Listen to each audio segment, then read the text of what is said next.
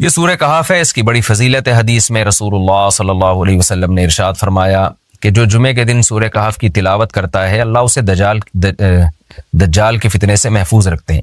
اس کی وجہ کیا ہے کہ دجال کے فتنے میں اور اس میں کیا مناسبت ہے، اس پہ علماء نے بہت کچھ کہا ہے، تو یقینی طور پر اس حکمت کو بیان نہیں کیا جا سکتا، لیکن بہرحال اس کے مضامین ایسے ہیں کہ انسان کو اس سے ایمان میں تقویت ملتی ہے۔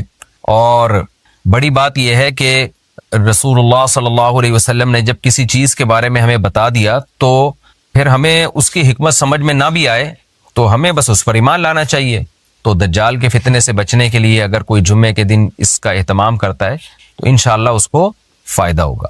دجال کے فتنے سے بچنے میں سرسری غور سے ایک بڑی حکمت یہ معلوم ہوتی ہے کہ اللہ تعالیٰ نے بڑے بڑے قدرت کے اپنے نمونے دنیا میں دکھائے ہیں، جیسے اس میں خضر علیہ السلام کا واقعہ آئے گا، اصحاب کہف کا واقعہ، ذوالقرنین کا واقعہ، کہ کیسی اللہ نے ان کے ہاتھوں پہ اپنی قدرت کو ظاہر کیا۔ تو یہ اللہ تعالیٰ کے مختلف کام ہیں، یاجوج ماجوج کا تذکرہ بھی آئے گا اس میں۔ تو اس میں ہمیں پتہ چلتا ہے کہ اللہ کی قدرتوں میں بہت بڑی بڑی قدرتیں، اللہ مخلوق سے بھی بعض دفعہ بڑے بڑے کام لے لیتے ہیں۔ تو دجال بھی اللہ کی ایک مخلوق ہوگا، تو وہ اگر بڑے بڑے محیر العقول کام دکھا رہا ہے تو یہ اس کی علامت نہیں ہوگی کہ یہ خدا ہے۔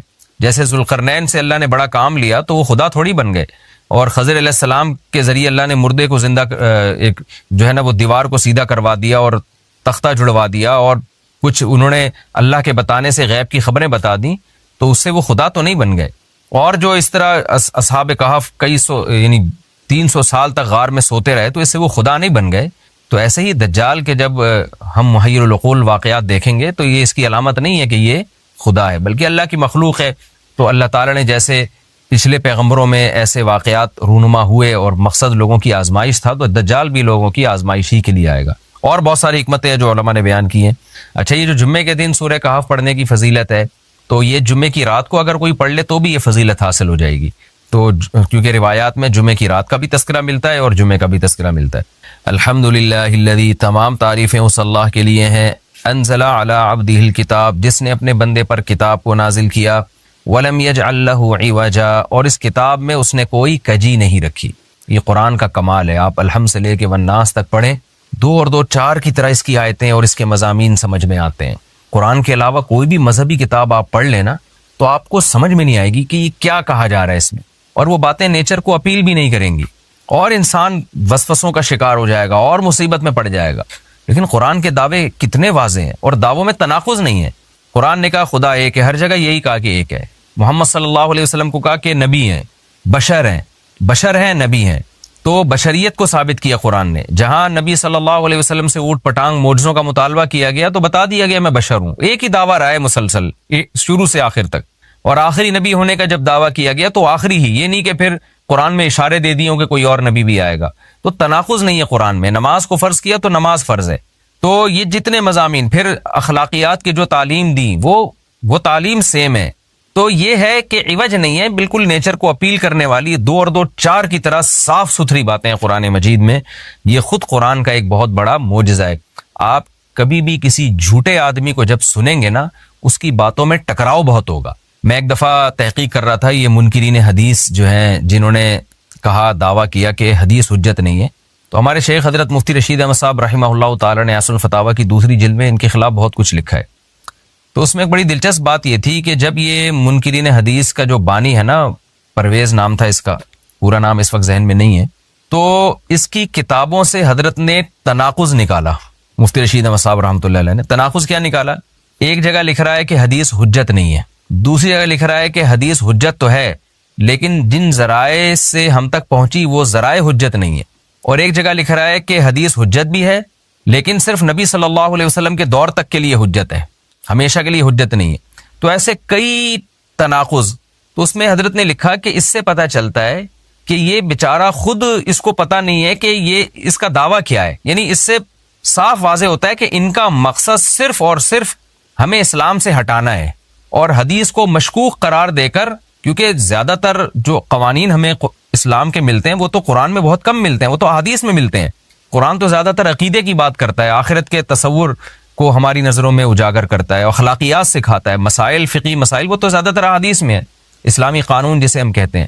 تو مقصد اس کا یہ ہے کہ اسلامی قانون سے کسی طرح لوگوں کو ہٹایا جائے. تو جیسے جس وقت بن پڑی وہ دعویٰ اس نے کر دیا. کبھی مجلس دیکھی کہ یار اس وقت یہ دعویٰ کرنا زیادہ مناسب ہے کہ حدیث حجت تو ہے لیکن جن ذرائع سے پہنچی وہ ذرائع قابل اعتماد نہیں ہے, تو وہاں اس نے یہ دعویٰ کر دیا.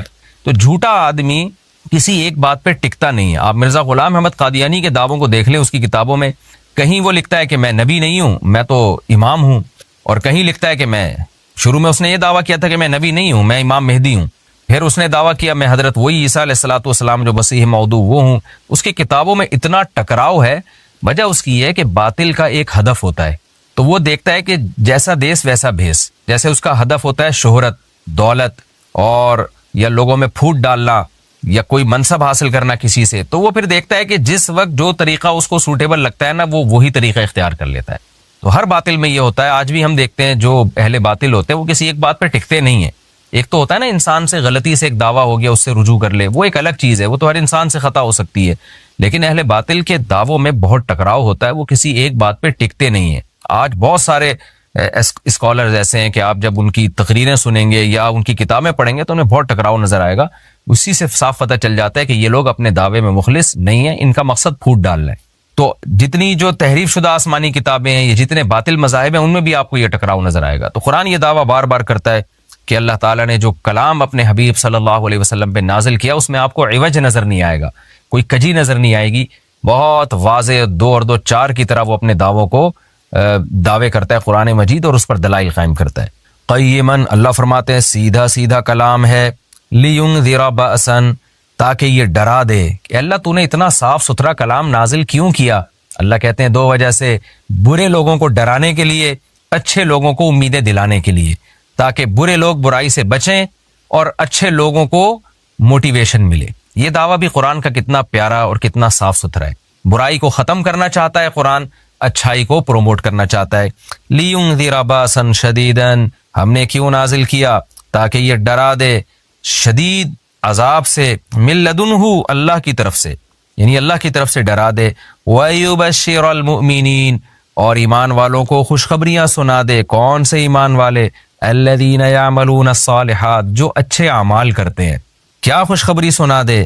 ان لہم اجرا حسنا, کہ ان کو اجر ملے گا بہت اچھا, اور ایسا اجر ملے گا ماکثین فیہ ابدا, رہیں گے اس اجر میں وہ ہمیشہ ہمیشہ.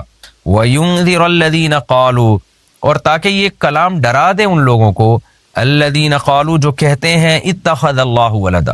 اللہ نے ڈرانے کا ذکر 2 دفعہ کیا, اس لیے کہ ایک تو عام لوگ جو برے ہوتے ہیں ان کو ڈرا دے, اور مشرکین میں خاص طور پر یہ برائی تھی کہ یہود و نصارہ کی باتوں میں آ کے اللہ کے لیے اولاد ٹھہرا لیا کرتے تھے. وہ فرشتوں کو بیٹیاں کہہ دیا, یا عیسائیوں کی باتوں میں آ کے اللہ کے لیے اولاد ٹھہرا دی. تو اس لیے اللہ نے خاص طور پر ان مشرکین اور ان کافروں کا ذکر کیا جو نبی صلی اللہ علیہ وسلم کے دور میں اللہ کے لیے اولاد ٹھہراتے تھے, کہ اللہ ان کو بھی ڈرا دیا جائے.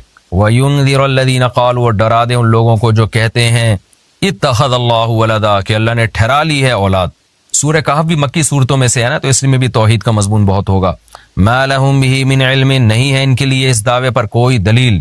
ولا لآبائہم, اور نہ ان کے باپ دادا کے پاس کوئی دلیل تھی. یہ اکثر کہتے تھے نا بھائی ٹھیک ہے ہمارے پاس دلیل نہیں ہے لیکن ہم اپنے باپ دادا کو فالو کرتے ہیں. تو اللہ کہتے ہیں تمہارے باپ دادا کے پاس کون سے اس دعوے کی کوئی دلیل تھی. اور یہ جملہ ہلکا نہیں ہے. کبرت کلمۃ, بہت بڑا ہے یہ کلمے کے اعتبار سے. ایسا کلمہ جو ان کی منہ سے نکلتا ہے, منہ سے نکلنے والا کلمہ, یہ بہت بڑا کلمہ ہے, بہت بھاری ہے زمین اور آسمان پر, کہ اللہ کے لیے اولاد ٹھہرا دی. ان یقولون الا کذبا, نہیں بولتے یہ لوگ مگر نرا جھوٹ بولتے ہیں یہ. فلعلک باخع نفسک علی آثارہم, اللہ تعالیٰ اپنے حبیب صلی اللہ علیہ وسلم کو تسلی دے رہے ہیں کہ اتنا سری جھوٹ بولتے ہیں اور آپ کی دعوت اتنی واضح ہے پھر بھی یہ ایمان نہیں لاتے. تو اے نبی, کہیں ایسا نہ ہو کہ آپ غم میں اپنی جان ہی نہ ہلاک کر بیٹھیں, کیونکہ رسول اللہ صلی اللہ علیہ وسلم کا دل بہت گھٹتا تھا کہ اتنی واضح بات میں کر رہا ہوں, اتنا میرے دعوے میں اتنی کلیئرٹی ہے, اس کے باوجود یہ مانتے کیوں نہیں ہیں. تو غم سے آپ کا سینہ گھٹتا تھا. تو اللہ نے آپ کو بتایا کہ یہ آپ کی حالت یہ ہو گئی ہے شاید کہ آپ اپنی جان ہی ہلاک کر بیٹھیں. دیکھیں اللہ کا شاید, یہ ہماری زبان میں اللہ ہم سے بات کرتے ہیں نا, ورنہ اللہ کے لیے تو شاید نہیں, اللہ کے لیے جو چیز ہوتی ہے یقینی ہوتی ہے. تو یہاں شاید کا مطلب کیا ہوگا کہ کوئی بھی دیکھنے والا آپ کی کنڈیشن کو دیکھے نا اس وقت, تو وہ کہے گا کہ آپ آپ کی موت نہ واقع ہو جائے، اتنا غم ہے آپ کو۔ تو مقصد ہے غم کی شدت کو بیان کرنا۔ تو اللہ فرماتے ہیں شاید کہ آپ اپنی جان ہی ہلاک کر بیٹھے ان کے پیچھے، یعنی ان کے غم میں۔ اگر یہ لوگ اس قرآن پر ایمان نہ لے کر آئے، اسفا، افسوس اور غم میں آپ کی جان ہی کہیں آپ ہلاک نہ کر بیٹھیں۔ پھر آگے اللہ بتا رہے ہیں کہ یہ ایمان کیوں نہیں لے کر آتے۔ آپ غم نہ کریں، آپ کی دعوت میں کوئی کمی نہیں، آپ کے دلائل میں کوئی کمی نہیں، ایمان نہ لانے کی وجہ ہم بتاتے ہیں کیا ہے۔ کچھ لوگ لائیں گے، کچھ نہیں لے کر آئیں گے، وجہ کیا ہے وہ ہم بتا رہے ہیں اگلی آیت میں، انا جعلنا ما علی الارض، ہم نے بنایا ہے ہر اس چیز کو جو زمین کے اوپر ہے، زینت اللہ، زمین کے لیے، یعنی زمین والوں کے لیے زینت، اٹریکٹیو بنایا ہم نے۔ زمین اجڑی ہوئی ہوتی، کسی کا دل ہی نہ لگتا زمین میں، تو سارے آخرت ہی کی فکر میں لگ جاتے، لیکن زمین میں اٹریکشن ایسی پیدا کر دی ہے کہ یہ اللہ سے غافل کرتی ہے، حق سے دور کرتی ہے۔ ہر آدمی اس زمین کی زینت کو حاصل کرنے کی کوشش کرتا ہے۔ زینت وہ چیز ما یتزین، جو مزین ہوتی ہے اور جس کی طرف انسان کی اٹریکشن ہوتی ہے، چاہے حقیقت میں وہ اٹریکشن کے قابل ہو یا نہ ہو۔ جیسے گندگی کا ڈھیر ہے، اٹریکشن نہیں ہوتی، لیکن آپ نے اس کے اوپر ایک خوبصورت ململ کا کپڑا ڈال کے خوشبو چھڑک دی تو اب وہ دیکھنے میں بھلی لگنے لگے گی۔ تو جو چیز دیکھنے میں بھلی لگتی ہے اس کو مزین کہا جاتا ہے، چاہے حقیقت میں ہو یا نہ ہو۔ تو اللہ نے کہا کہ ہم حقیقت میں زمین اچھی ہے یا نہیں ہے، یہ لوگ اس کو نہیں دیکھتے، بس اٹریکٹیو ہے اس کو دیکھتے ہیں کہ اس کا یہ اٹریکٹ کرتی ہے اپنی طرف۔ حقیقت میں دیکھا جائے تو مسافر خانہ ہے نا، کتنی بھی مل جائے تو ختم ہونے والی ہے، تو فنا ہونے والی چیزوں سے کون دل بہلاتا ہے۔ لیکن اللہ بتا رہے کہ ہم نے چونکہ اس کو مزین کر دیا ہے، تو اس مزین ہونے کا نتیجہ یہ ہے کہ کچھ لوگ اس میں پڑھ کے اللہ کو بھول جاتے ہیں اور کچھ اس کی حقیقت کو دیکھ کر اللہ کو یاد رکھتے ہیں۔ تو آزمائش جبھی ممکن ہے جب اس زمین کو اٹریکٹیو بنایا جائے۔ آگے اس لیے اللہ نے فرمایا کہ ہم نے بنایا ہے جو کچھ اس زمین کے اوپر ہے، زینت اللہ، زمین کے لیے مزین۔ کیوں بنایا ہے؟ لنبلوہم، تاکہ ہم لوگوں کو آزمائیں، ایہم احسن عملا، کہ ان میں عمل کے لحاظ سے زیادہ اچھا کون ہے۔ اگر زمین کو مزین نہ بنایا جاتا تو سارے عمل کے لحاظ سے بہت اچھے ہو جاتے، کیونکہ قربانی نہ دینی پڑتی۔ اب اس مزین زمین کی بہت سی چیزوں کو چھوڑنا پڑتا ہے، نماز کے وقت دکان چھوڑنی پڑتی ہے، اور صدقات و خیرات کے وقت مال کی قربانی دینی پڑتی ہے، اور جو شریعت کے جتنے بھی احکام ہیں، تو جاہ کی قربانی